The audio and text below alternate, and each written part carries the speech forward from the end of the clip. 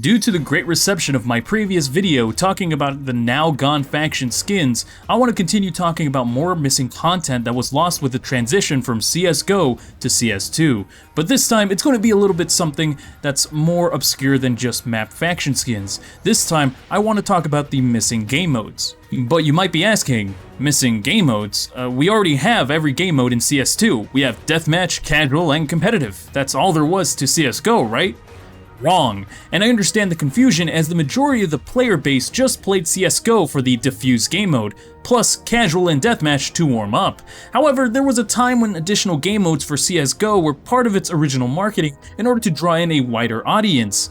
In fact, these game modes even came with their very own maps. They weren't just played on Dust 2, if you can believe that. Were they any good? Not really. You can see the maps and game modes in the trailer here, which is surprising for a game that is now known for its competitiveness. Not to mention that there was additional casual and more hardcore game modes added later on in its life. You probably never heard of them because of their low popularity, and if they were popular, they were only really popular for the first couple months and then died once the novelty wore off. That is what I want to talk about today and tell you if these game modes should come back or maybe they should just stay in CSGO. And no, I will not be talking about Danger Zone or any of the community game modes. They are almost guaranteed to come back at some point due to the massive amount of work invested and the support they were receiving or received near the end of CSGO's life. Anyways, let's just start from the beginning. When CSGO was revealed to the masses, it launched with 2 additional game modes, alongside the basic, deathmatch, casual, and competitive. Those were the Arms Race game mode and the Demolition game mode. Both modes were derivations of a classic community game mode known as Gun Game. The basic rules for Gun Game are, everyone starts off with the same weapon, you must progress with a series of weapons by getting kills, and the first person to get a kill with the final weapon, a golden knife, wins. It's a fun party game that rewards being able to use a variety of guns. Arms Race was basically just that, with the exceptions that there are 2 teams, you must get 2 kills in order to progress, and whoever is leading with the most progression is visible through walls. It was a fun, casual game mode that also warmed you up and let you practice with weapons that you might typically never use. Arms Race is almost guaranteed to come back in one way or another, as it was really the only wargame people legitimately wanted to play. Plus, it can be ported over without having to port over all the other maps. The same can't be said about the following modes. Speaking of which, Demolition is a way more unique and interesting attempt to merge Gun Game with bomb defusal. You still progress by getting kills, however the rules are a little different. Rather than it being a single match free-for-all, the game mode is based around 2 teams, much like bomb defusal. However, you can't buy weapons or equipment and you are fighting over a single bomb site. The game is round-based, CTs progress through CT weapons, Ts progress through T weapons, and weapons are only progressed between rounds. You start off with good weapons like the AK or M4, then get crappier ones, and then if you get many kills over many rounds, you can get the highly effective AWP or autos, which honestly is a pretty cool way to reward someone for suffering through pistols and shotguns. But wait, you might ask, what happens when we get more than 1 kill in a round? Well, what you get rewarded with by going above and beyond is a single grenade, and depending on the amount of kills, it would be either the high explosive grenade, flashbang, or the highly valued Molotov. It's a pretty cool attempt at a hybrid mode that attempts to simulate bomb defusal with the casual party vibe of Gun Game. Did it succeed? Based on the fact that it got grouped up with other casual game modes to die in the war games, I don't think so. It's pretty fun for a bit. However, because of the repetitive and limited map pool of not so good quality maps, it can get old really fast with some pretty bad gameplay. It would have honestly been better if it was just given the Wingman map pool.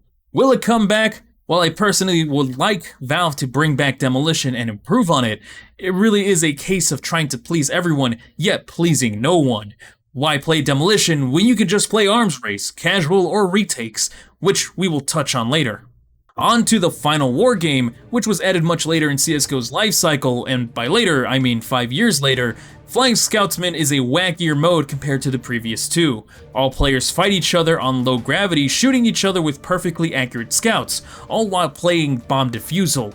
Yeah, not really the game mode that screams CSGO, but honestly, This game mode just felt like something to pad out Operation Hydra, with a game mode that was wacky enough to give interest, but without any real lasting power. At least we got an additional map specifically made for the mode. Will we ever get to see this game mode return? I wouldn't bet my money on it, nor would I want it to. But wait, I have to come clean about something. I lied. While Flying Scoutsman is the only additional wargame that stayed, there were other wargames released alongside it that unfortunately didn't make the cut. However, they weren't really that well received or that interesting, so rather than talking about them individually, I'll just go over each of them extremely quickly. Stab Stab Stab was a mode where all you had was a knife and a rechargeable Zeus, a fun party game, not much depth. Trigger Discipline is one where you lose health until 1 HP every time you fire your weapon, with the amount you lose depending on the weapon. Everybody just ended up using the op.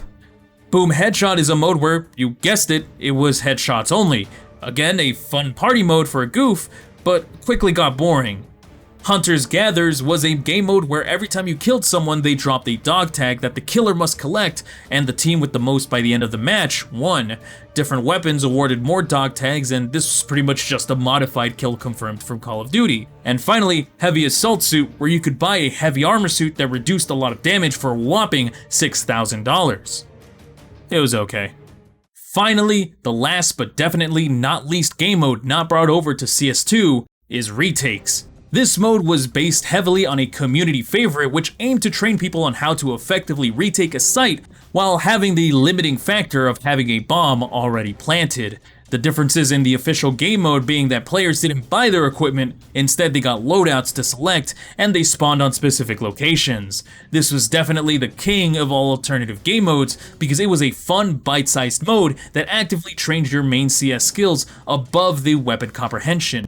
It trained your game sense and urgency while only focusing on one of the most critical moments in a CSGO match. Plus, it used official bomb sites, so it would always actively train your map knowledge that you could use in your competitive matches. And this is truly the only game mode I would legitimately throw a fit if it was not returned to CS2 in the near future. I think this mode is a perfect off-competitive mode that not only appeals to the hardcore, but also the casual. It does a better job training someone in bite-sized matches better than Demolition on a bomb defusal-like mode on objectively better maps. Is it the best party game to play with your friends?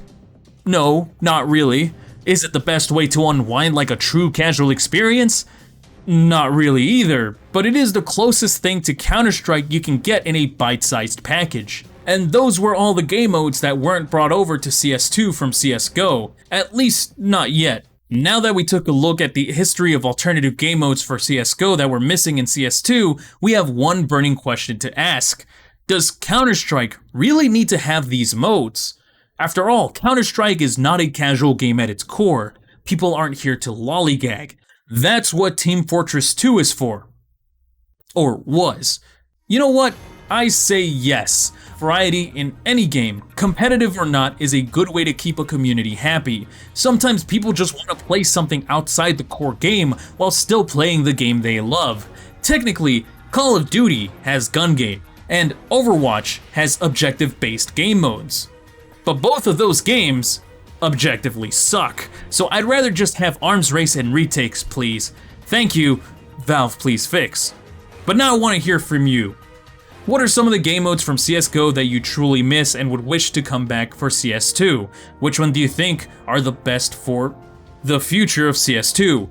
Obviously not Demolition. Make sure to leave your opinion down in the comment section down below. If you liked this video, like it if you liked it, dislike it if you disliked it. If you'd like to see more videos just like this, make sure to subscribe. And if you'd like to support this channel, I do have memberships enabled, or you can also drop a super chat. Thank you so much for watching, and thank you to my supporters. I will catch you guys